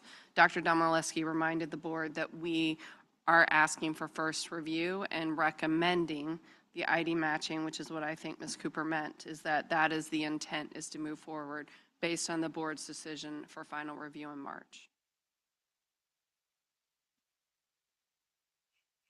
Any further questions or comments on this? Ms. Holton? So I thought, and maybe I'm just mixing myself up, but I thought I had seen something in the materials, and if not, I would appreciate you helping us today understand. You had set out the process that, this is first review, we're not being asked to vote on it today, but the process and the timeline for what's going to happen between now and, was there not a presentation, a separate presentation or a separate document that set that out? Help me find that. Yeah, those are all draft materials as part of the process to make sure the board is informed of the voting timeline. This is the first review. Dr. Domaleski was reviewing the methodology, which is under first review. We will bring, as M mentioned yesterday, it is critical for the board, and as you mentioned, for the board to be engaged at every step of that process. M wanted to draft that process out for you. Obviously, this is first review. There is no decision point on specific dates that will be brought today because we are talking about the first review of the process and the methodology. So there's not a document that sets out, I'm sorry, there's not a document that sets out that timeline? I thought. The timeline was in one of the presentations yesterday. Help me understand where it is, just so I can find it. I think you're referring to the timeline that was attached to the other item, which had the committee selection process and timeline. Is it on today or was it on yesterday? That was yesterday. There were, I think it was the second to last slide, and it outlined the months in which those things would take place. So can we pull that up? I think it would be helpful. And if not, I can ask my question. While this would be an attachment to the work session item yesterday, is that, if we can, Should be. can we identify what that was so that it can be pulled up? It was the standard setting committee selection process presentation from yesterday.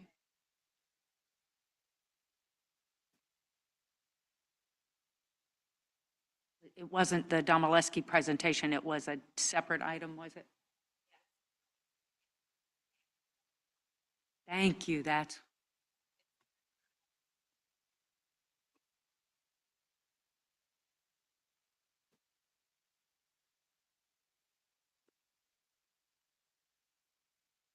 Because we really didn't go through that yesterday unless I missed it.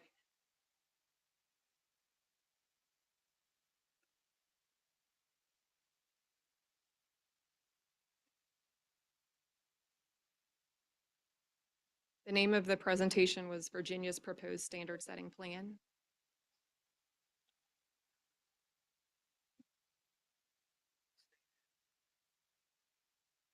Perfect, thank you. Okay, that's the one. I'm still not finding it on my machine, but I can see it up there. There you go. And this is part of what we're going to be asked to approve next month. Is that correct? Right, yes. Yes. Okay. So first, just well, one technical thing. The item for today, there were a number of references to math experts when you mean to be referring to math or literacy or science experts as appropriate, I think. So that's just a technical edit. You may want to take a look through the document. It was written as if math was the only set of standards up for review. The second substantive issue I have is timing. And you heard my questions to Dr. Domanowski yesterday. Help me understand how we can do reviews in late May. Why do we want to do these reviews in late May when we're not, he is recommending that we have the full operational assessments, the results of our tests are not going to be done by then, but will be done a month later. So why are we, why May instead of June? And I'll raise a second timing issue, which is, as you know, we've traditionally done this standard setting process in the fall when we're asking teachers to volunteer to participate and asking superintendents to allow them to be part of this process. We are normally doing it when it's not at quite such a high demand time for our teachers, and you need 100 plus teachers for this process to be taking teachers out of the classroom for both the training and the standard setting in April and May, right in the height of test season. Help me understand why that timeline makes sense. Sure. So I think there's a couple important things. The first one is, along with other major initiatives we've released, including this one, we have heard time and time again from division superintendents and educators that they want more time to be able to understand anything that's new, to receive training and resources, and that being done prior to the school year. So this timeline allows us to produce those trainings and resources before the start of the school year so that divisions can use that in their PD days during the summer so that they're not being taken out of the classroom in the fall for training. So that's super important to our superintendents and our principals. So this timeline allows that to happen. It also allows divisions to receive preliminary data early in the fall and not have to wait to the winter to receive that data as they're learning all of these new components as well. I think another thing that's important to note is when we reviewed this process with our technical advisory committee and other national experts, they said similar things around making sure that there's a threshold of data that we meet before we use that data in the standard setting process. And we've confirmed that that would happen at the end of the testing window. We've also looked at prior year's history of when we have test completers, and the overwhelming majority of our divisions are completing their tests before that May timeline. So they have a larger window, but they're starting that more in the beginning. But am I not, so thank you, is the plan to use this year's test data, but just the ones that have been completed before late May? No, as Dr. Domaleski stated yesterday, on multiple occasions when you asked him these questions yesterday, the intent is to do that training process and take that data. As I stated earlier, the TAC will be reviewing and helping us work through the process. There is nothing that says April or May. It says spring. We are working through the granular pieces of this with our TAC and with our national experts to make sure that we are following an evidence-based process, as Dr. Domaleski stated. At the same time, as M stated, we are trying to be responsive to the requests of educators. You heard our VAS president say today, the more training, the more support, the more information we have earlier, the better off we are. So we are doing both things. We are making sure we're following an evidence-based process under the advisement of our TAC, and making sure our school divisions and our educators have time to do that. We have worked with our educators to make sure that we have time for them when they're available to make sure this process happens. That is part of our due diligence, and that is why many things on here say spring, June, and July, so that we can make sure we're responsive to the experts in the field and their support. So, Ms. Holton? So there was another document that said late May was when the standard setting was going to happen, and that the training was going to happen before then, and I'm not finding it, and I apologize. Maybe that document's been withdrawn, or maybe it's somewhere else. But I don't understand how, and in particular, some of our largest divisions, I believe Virginia Beach and Fairfax, represent 25% of the state, don't complete testing until late because they're trying to help get in as much education as possible. So can you help me understand what impact data are we planning to use to do the ordered item books? The data from the spring 2025. So we are planning to use this spring's test administration, not field test data and not partial data, but this spring's test administration data. Dr. Coons? That is what Dr. Domaleski said twice yesterday. No, that's not what I heard from him. I didn't hear He said repeated that would be that after you said the other thing. He said we are using this year's data. Okay, well, I'm sorry if I didn't hear that yesterday, and I appreciate it. We're going to use the spring data, so we're going to wait until the spring testing season is complete, substantially complete. We are going to work with our TAC and under their advisement, work through the granularity of the process, as Dr. Domaleski stated yesterday. We are meeting with our TAC next week. As we move through the granularity of the process, we will be bringing very detailed updates to the board every month to make sure that you are invested and aware and have opportunities to give feedback. As Ms. McPherson asked earlier in the committee process, the board will be intimately involved in each step. I appreciate that, and when we come back for this on final review, perhaps we can have a more confirmed timeline, and you can help us understand how we're going to have this year's impact, this year's test data feed into the outcomes. Madam President, I have another question. Go ahead. Actually, this is discussion, if I may. Is it on this item? Yes. So I appreciate Dr. Coons reminding all of us that this is a fundamental board responsibility, number one, and number two, we have not made any decisions yet about the process for this year, so that will be before us next month. There are some fundamental changes that are being recommended.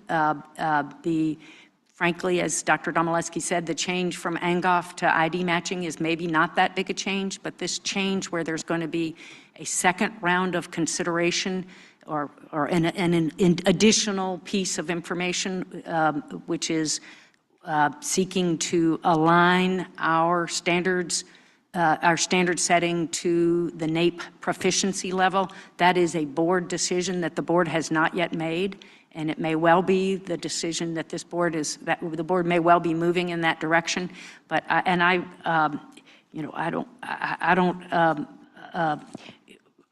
don't have a strong feeling on whether which way we should go on that, but Virginia has historically aligned our cut scores to closer to NAEP basic. Are our standards probably too low? But when they're falling well below NAEP basic, as they have on some occasions, probably yes. And so it makes sense to address them, I think. I concur with that spirit. Whether or not it makes sense to align them dramatically differently, 30 points, 40 points differently, all the way to NAEP proficient, is a question that this board will have to wrestle with and own the consequences of. And the one thing I want it to be understood is that the proposal here is that we essentially decide ahead of time that our students are going to fail at a much higher rate. And then there's reasons to do that, but that we're deciding ahead of time that we're going to we're going to raise the height of the basketball hoop in hopes that that's going to help students shoot higher. And who knows, maybe it will. There's certainly no evidence. I've been shown, and Dr. Lemaleski was not able to give us any, and Dr. Northern and I had a conversation yesterday about what the research shows, and I won't repeat all that, but I don't think the evidence shows that changing cut scores, it may not do any harm, but it may not have much benefit. What really has benefit is what we do that helps students learn more and answer more questions correctly. It's not how many, it's not where we draw the line, but what helps students get more answers right because they know more that really matters. And that's what I suggest our focus should be. But the process we're being submitted is one that is going to define the outcome ahead of time before the students actually start taking the tests. We're going to define the outcomes that many, many, many more students are going to fail. And the one last thing I want to say, and that may be, and that's a choice that some states align with NAEP Basic, and there's reasons to do that. Some states align with NAEP Proficiency, and some line up in between, and there's arguments to be made for all of them. The one thing I would draw the board's attention to and would ask the department to help us think through, particularly in our March meeting, is if you're going to align to NAEP Proficiency, because that is a dramatic change from our past practices, what other consequences, what other choices have we made as a board do we need to now go back and revisit? So are there things in the accountability standards? Are there things in our graduation requirements? Are there other rules we have put in place that are premised on where we have been more aligned to NAEP Basic that we want to, that this will have implications for, and that we should at least know what we're doing and be ready to address those implications? Mr. Hanson, and then then Dr. Northern. Just a couple of comments. The term consequences is thrown out like, because if we align to the NAEP benchmarks, that's a bad thing. I think it's a great thing because the evidence and all the data that we've seen for the last couple of months, actually even the last couple of years when Mr. Schneider was up here and showed us the worst in the country since 2019 with the most significant drop of our achievement scores, the consequences are dramatic if we don't do this. And I think the consequences of student learning, student success are more important than consequences of labeling or protecting systems or feelings or whatever it might be. And with all due respect, when we talk about increasing the height of the basketball hoop, when we moved it down to 8 feet, we're just trying to get it back up to 10 feet so we can actually have an opportunity to understand where we are so that we can, again, as a board and as a Commonwealth, address these challenges that our students and families and our school system are facing across the Commonwealth, to help bring improvement, to help target funding, to help bring the reforms that we need to do to close the achievement gap, to stop the learning loss, and to get our system where it needs to be so it is providing the best educational opportunities for all of our students. Dr. Northern. I was just going to mention Massachusetts, which is a pretty progressive state. And we saw yesterday that they were right there at NAEP proficiency. And I work with Dave Driscoll, who was the Massachusetts commissioner for many years, who wrote a book about how they managed to do so well on NAEP. And he talked so convincingly about the importance of setting their cut scores to NAEP proficient. and really sees it, and again, it's not the silver bullet. We don't have those in education. But it was a critical piece to the supports and the other things that we're talking about that managed to get them, where they are on NAEP. And he really had to fight a bunch of political battles because the pressures were very, very deep on not doing it. And they had to hold firm, and I would just submit that holding firm actually did produce very big benefits for the students of Massachusetts. Ms. McPherson. I think we all are in agreement as it relates to changing the cut scores to come into the compliance with NAEP as far as proficiency is concerned and to reach for that higher height. But I don't think that we in any way need to overlook the fact that we had chronic absenteeism. Some school systems are not supported as much as others. We've got an issue with a teacher shortage. We've got issues with special programs for the special education students. So I'm concerned that I want to make sure that we do have internally another group as part of the staff, which I know they are, but that we continue to get reports about the advances that we're making to correct some of these other problems so that the board will be able to analyze both what the change in the cut scores is doing as it relates to the other underlying issues. Because I'm particularly concerned about my region and all regions, but my region I'm responsible for the demographics and how these other issues will impact the ability of those students to be able to perform once we change. Dr. Coons? Ms. McPherson, I agree 100%. So I want to just call out the attendance component. We've been recognized nationally for the great work that our school divisions are using. I actually want to call out one of your school divisions. You heard Dr. Armstrong talk about our models of attendance in our attendance workshops. One of our models is in Newport News. They are doing some really great work around youth mental health first aid, and they've been sharing through those attendance workshops what's working in Newport News and how they're spreading that practice.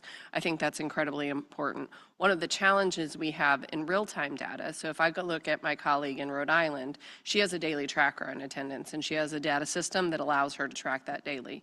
We get data submitted to us from school divisions in individual spreadsheets, and then the data team has to clean that. It takes about 2 months from the submission of data to us getting actually clean data, but we will be committed to providing you updates on all of those things as quickly as my team is able. But those are incredible aspects that we are tracking closely, and Dr. Myers, who you heard from earlier, presented in the fall with AEI about our data around attendance and the incredible work that is happening in Virginia. So I'm really proud in particular about attendance, but you mentioned some other things that I'm more than happy to work with you offline to make sure that we're reporting on. Appreciate that very much. Just want to keep us updated on how that impacts as we move forward with our testing. Madam President? Yes. Ms. Holton? I thank you all for those comments, and I completely agree that what we need to focus on is what's going to actually help students do better in classrooms. And I think Massachusetts is an excellent example and did make a choice to realign to NAEP proficiency and made choices to align other systems in Massachusetts accordingly, and in particular invested significant financial resources in their most underperforming schools. And, setting high bars is great, but unless we're going to help our struggling schools, unless we're going to give them money, which is what it takes to incentivize the best teachers to be in teaching our neediest students and providing for things like extended school year and extended school day, which takes extra resources and extra tutoring. There's some things that are lower cost. The high quality curriculum makes a difference, and we're moving along on that path, particularly in literacy. But unless we're making Massachusetts did exactly what we would need to do in Virginia if we make this change, and that is figure out how to align everything else, including resources. And the General Assembly has, in its wisdom, pushed on resources, and in particular, this year's budget does push, including extra money for special ed kids. I hope the governor agrees to that budget. It's still not where it needs to be. As we've seen in prior presentations, Virginia's neediest divisions do not get the 20 to 30% bump above the statewide average that they would need to produce the kind of results, and that states like Massachusetts have invested. So money is part of it, but also we need to think about, are there other adjustments to our, for instance, our accountability system decisions that we made last year were premised on the cut scores being where they were before. If we bump up 30 or 40%, I guarantee you we're going to have 50%, maybe 70% of our schools are going to be labeled off track or needs intensive support. And then it's not a useful tool to identify the neediest schools to intervene in. If everybody is a failure, where do we put our extra resources? So that's just one example of many where if we make this dramatic shift, and there may well be, it's a communications tool, essentially. That's what we heard yesterday. And it may be a useful communications tool to get the public's attention. And if we choose to make that decision, then using it as a communications tool, but then making the other system adjustments to make it actually work. It's not a useful communications tool to declare every school in this state a failure. Then you don't know where to intervene. I look forward to seeing some data from you that shows that every school in the state is going to fail under the new system.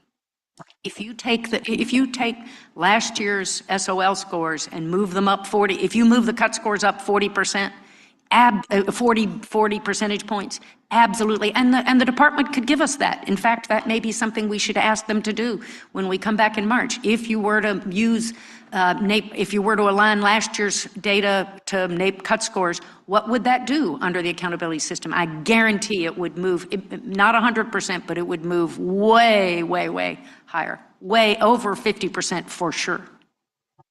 Well, we can come back with some non-arbitrary numbers and work towards that. Yeah, can we ask the department to do that next month? That would be very helpful. Discussion of current issues. I'm sorry, can I have a response to that question? That would be the department's responsibility for responding to that question. So that's a part of. We direct the department to come back with that data in March. If they are prepared to do that, I don't know that they are, because the data that we've received before took several months to do, so I cannot promise it in March. This would just be moving the cut scores. It's not redoing the data. Dr. Coons? The board had hired 2 consultants to do that work through the accountability process. Those consultants are no longer on the same contract support, so I would have to go back and check and see if we have the capacity to even be able to do anything like that, so I can't respond today. Dr. Northern? I was just going to say that part of this really is about the misinformation, and we've talked about this before. The communication is that you're not, as a parent, you're not receiving reliable information about how your child is doing. And I really do think as a parent, if you're told, you know, your kid's doing fine on the SOL and you've got an A in the class, that you are kind of proceeding blindly that your child is going to just be fine. And so I don't see the communication issue as a bad thing. I think we're seeing all across the country, unfortunately, that parents do think their kids are doing fine because of the information that they're receiving. So unfortunately, we do need to give them better information, even if it's bad news. And I absolutely agree that we need to get the support system right, that we need to have the money to support the schools. All that is right. But, you know, we're doing the best we can to fix all these pieces of the puzzle, because the ship, you know, we didn't see yesterday the slide that we probably needed to see, which was the lack of growth in Virginia from 2019 to the most recent NAEP administration. But that, to me, tells the story about what the dire situation that we're in, just in terms of these most recent years, and how much we've you know, failed the kids, unfortunately. So all of that to say, that I am just, I have no doubt that we're going to see more schools not doing well.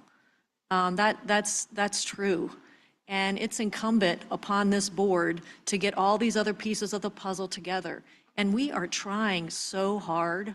I mean, what I see month after month after month of this board and the hard work that everybody's putting into this, it's just been a really honest attempt. And I'd rather us try our darndest to get all these pieces in place for kids. And maybe we don't get every piece right, you know, because we're not going to get it all right. But I feel like we've got a good faith effort in trying to get it all pulled together and try to do the right thing. I feel like we're all well-intentioned folks, and often on the board, and when the folks see this online, it just seems like, it's like this. But I'll just say that I think we're all well-intentioned and we're all trying to do the right thing. And I just also want to get parents a better idea of how their child's really doing so they can take action on behalf of their child as well. Okay. Madam President, can I just very briefly say, I absolutely concur with Dr. Northern that we all are looking to do what we think's right by children, no doubt. I have not questioned anybody's motives. Thank you. Okay, we're moving on to the discussion of current issues. You had something? Or do you want to? Okay. Go ahead. Do you have a discussion of current issues, or was that your discussion of current issues? Please proceed, Ms. Holton. Thank you. One is I did mention to Dr. Coons that I think the board would really benefit from a legislative update. We've traditionally had a tool where we could get updated on legislation pending during the legislature, and that we didn't get this season. But if we could get a legislative update at the March meeting, I think that would be very helpful. And the second thing is there was one item in the public comment about driver's ed. And this is just something I'd like to put on the table for a longer conversation. One way we are failing our students in terms of getting the skills that they need to be successful in life across all kinds of post-secondary options is we do not consistently require our divisions to provide free driver's ed, including behind the wheel. And what a crucial skill set for getting all kinds of jobs. And we have a lot of kids who are neediest kids who are not succeeding in life in all kinds of ways and would be greatly benefited from getting a free, not having to pay for the behind the wheel portion of driver's ed that their families can't pay for. And so can I just ask that I don't have any idea whether the board has any authority to move that issue along. I know there was some legislation, encouraging, et cetera, but can I ask that we take a look to see if there's anything we can do to incentivize and or mandate our divisions to address driver's ed? I don't need an immediate response, but I'd just like to put that on the table. When I think about the skill sets we're giving our kids when they graduate, basic economics and personal finance, which we are leaders on in Virginia, is one, but driving would be a close second. Is that all? Anybody else have items to discuss in discussion of current items or issues? Okay. You want to go first? You go ahead. Okay. I guess as we end today, I just want to acknowledge the recent sudden departure of Dr. Meg Bryce and extend my sincere gratitude to her and her service on our board. Her dedication to students and learners throughout the Commonwealth has been, as we all know, the driving force behind her years of service to the Commonwealth of Virginia and to its education system. Colleagues and students have benefited from her intelligence, her perspective, and her integrity, and she served the board and the Commonwealth with a true eye for what's best for children and families. I regret that politics got in the way of the service of a highly qualified board member and a dedicated public servant. It's a shame that some cannot separate the qualifications and achievements of Dr. Bryce herself from partisan, harmful games. This board and educators across the state work tirelessly to see and treat our students as individuals free from assumptions and associations that would suppress their potential and dim their light. We work because we know that our students deserve a seat at the table no matter where they come from. I'm sure my fellow board members will join me in commending Dr. Bryce for her dedication to these ideals and to students across Virginia.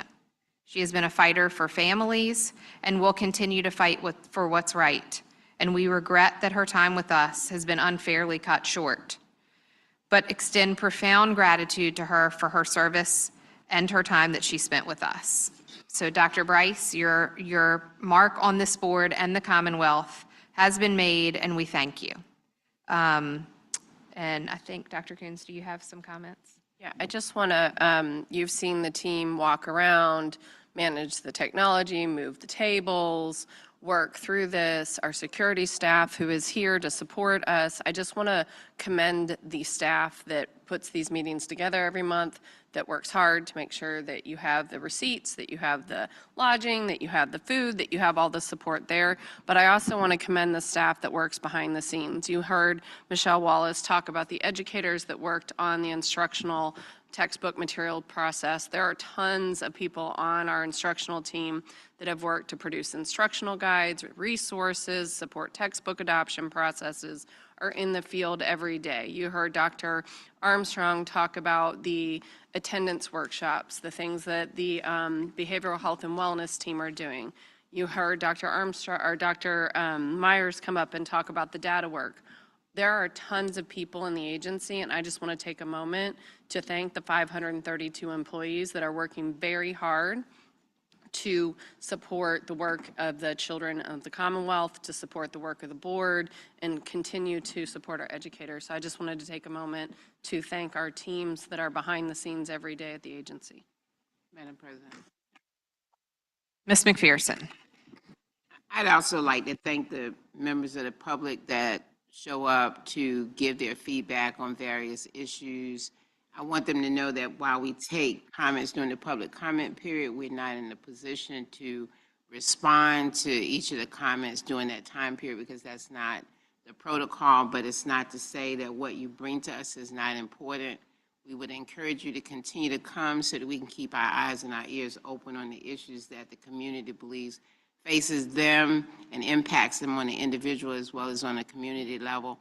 And I want you to be assured that the board is doing everything we can to look at those issues. We're asking our staff to revisit them. We're asking the Attorney General's office to weigh in as necessary, and we continue to get updated reports. So again, I just want to thank the members of the public because we do in fact serve you. Thank you. If there's nothing else, then I will entertain a motion to adjourn. So moved. Is there a second? All those in favor of adjourning? Aye. And we are adjourned.